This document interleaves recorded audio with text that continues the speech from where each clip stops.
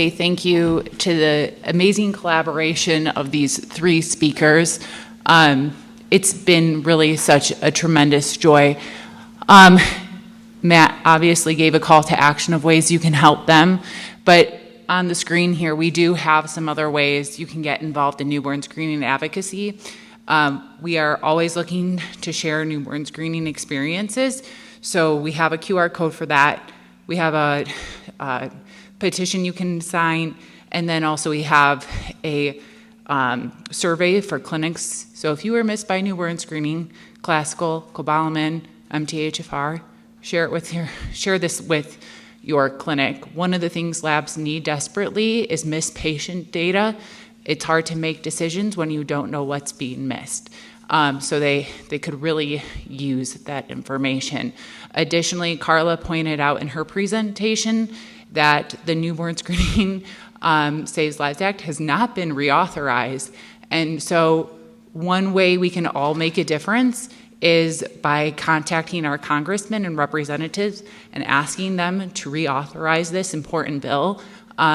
This is also what the ACHD&C is funded upon, and it's critical. I mean, all newborns, classical, cobalamin, MTHFR, PKU, MSUD, the list goes on, is impacted by this. And without this funding, these vital programs cannot happen for our entire country. So we encourage you to take action. Quick question, so without the reauthorization, there's no federal money then? It just keeps getting, Carla could correct me if I'm wrong, but I believe it just keeps getting like reauthorized in little pockets. So it's not really a full release of the funding.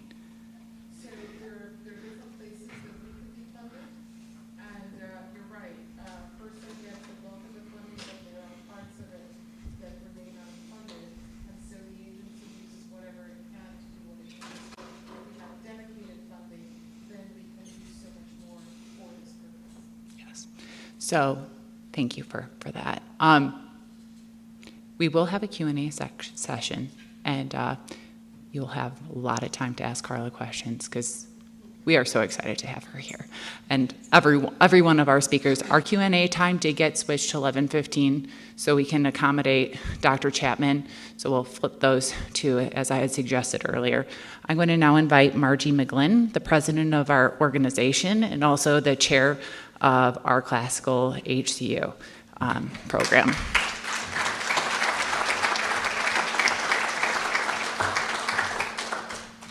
Thank you, Danae. I found those three presentations to be so rewarding because I've watched Danae in the 7-8 years we've worked together after we've co-founded this organization, all of the advocacy that she put together to improve newborn screening. And these three presentations shows that it's really happening.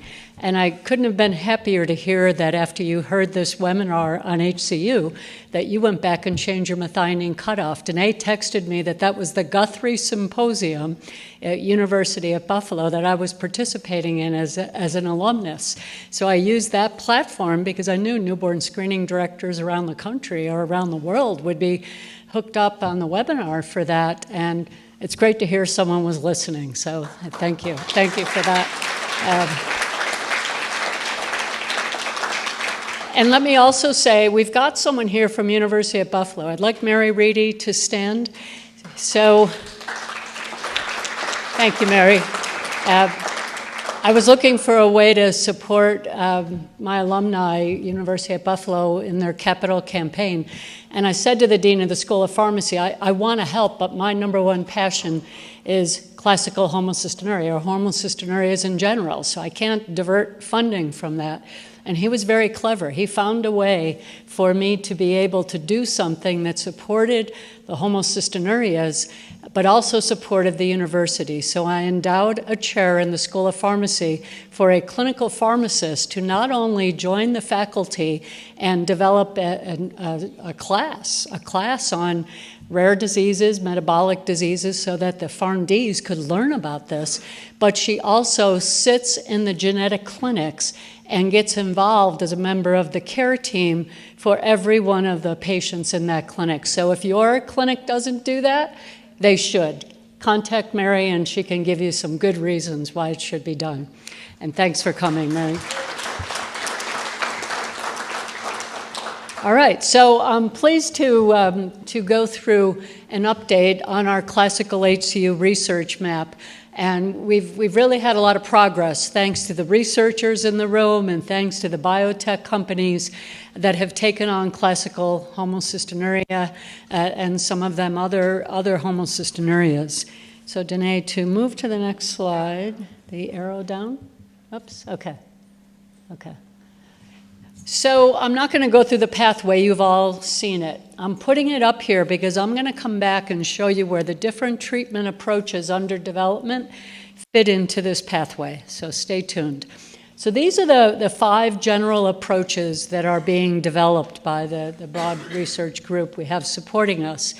The first you're all aware of, the Travere program, the enzyme replacement therapy, so that you actually replace the defective enzyme.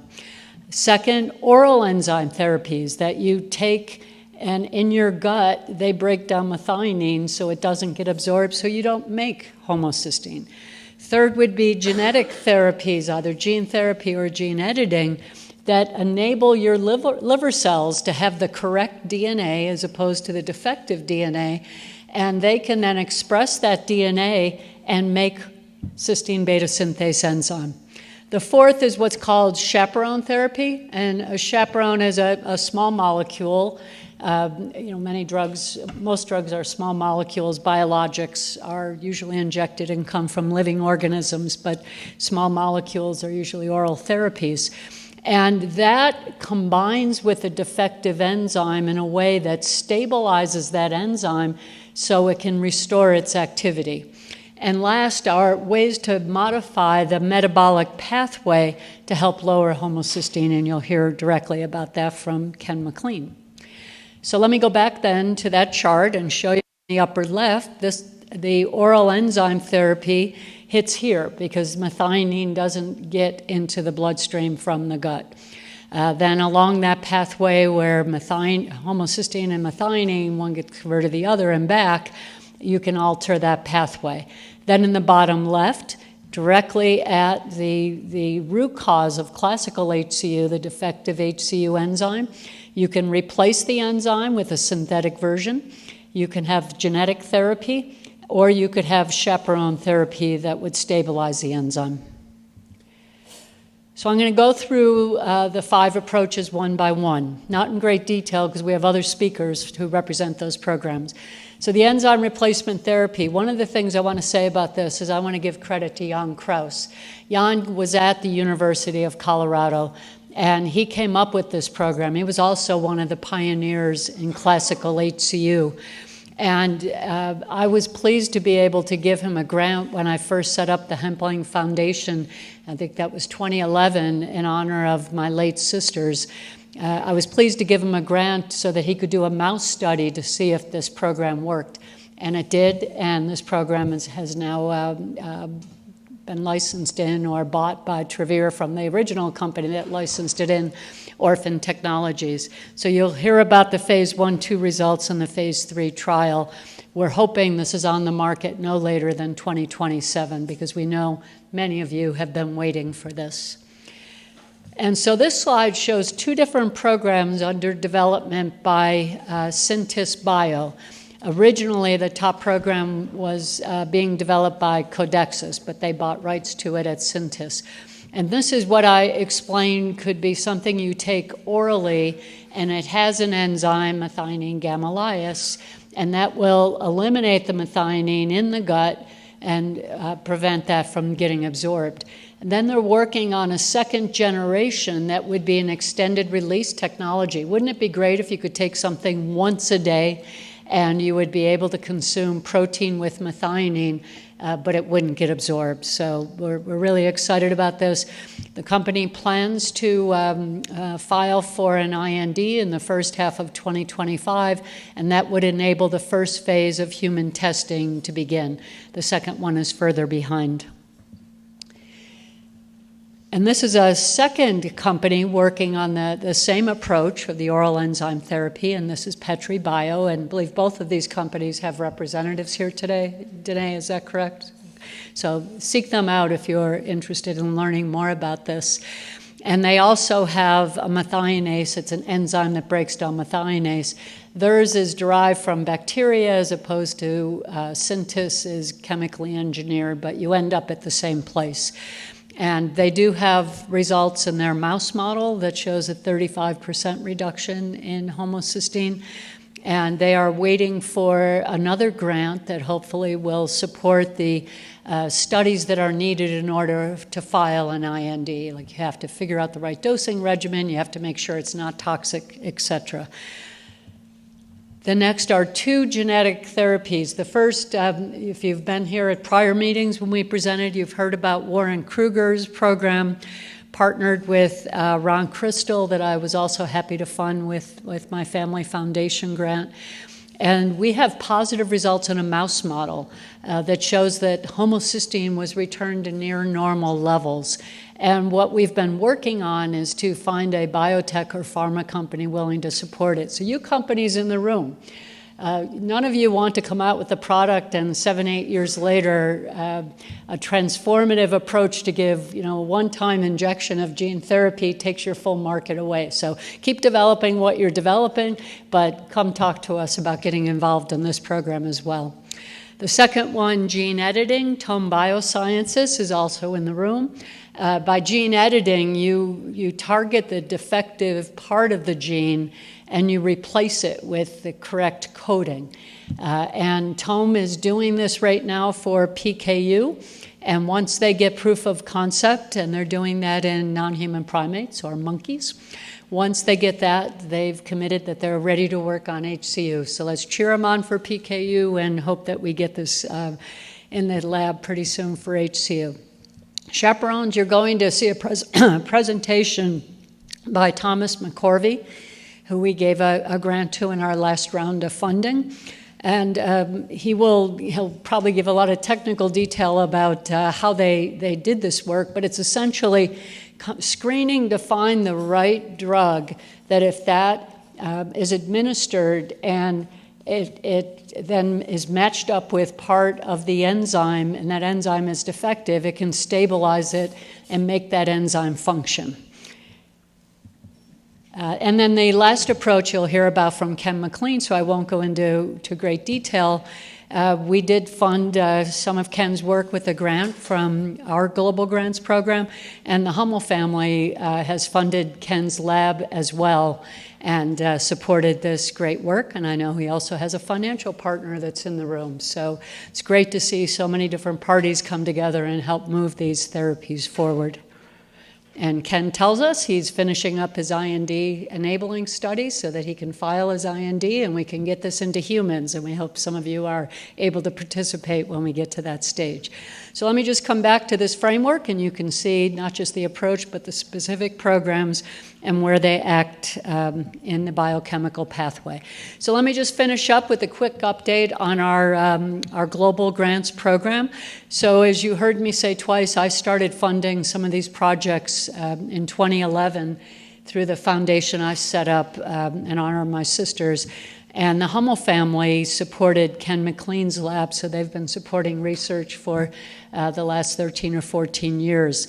So these efforts were going on, but I think we were able to supercharge what I was doing in 2017 when we partnered with HCU Network Australia. We hired a consultant and literature searches, interviews with researchers, just collected all of the information for classical HCU, and you'll hear about remethylation disorders next from Brittany. And we then came up with key priorities, established a global scientific advisory board, and established a global grants process.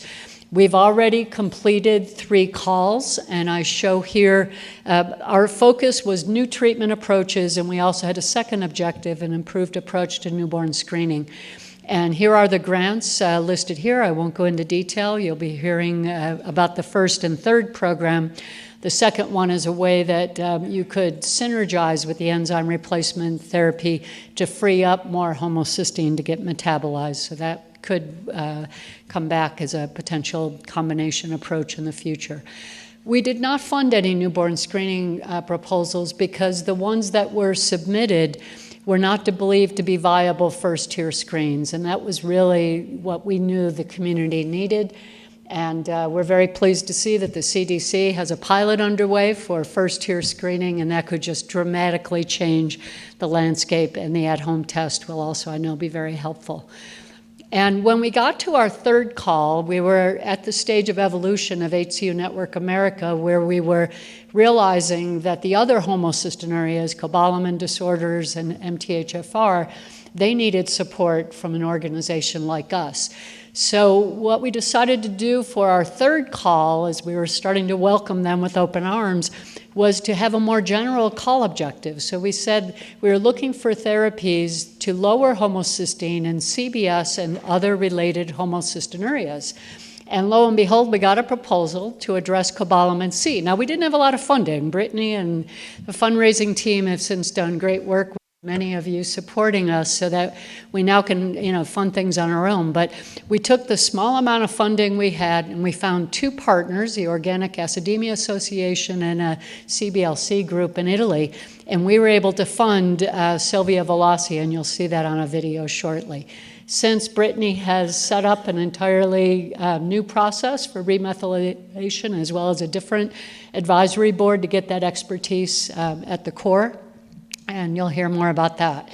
So we issued a new call in April, just 2 months ago, and it was focused on two things: new treatments, and our medical advisors, like Kim Chapman, recommended that we also add in, let's look for research projects to figure out how does high homocysteine impact at a molecular level, particularly venous thrombosis, or blood clots in veins.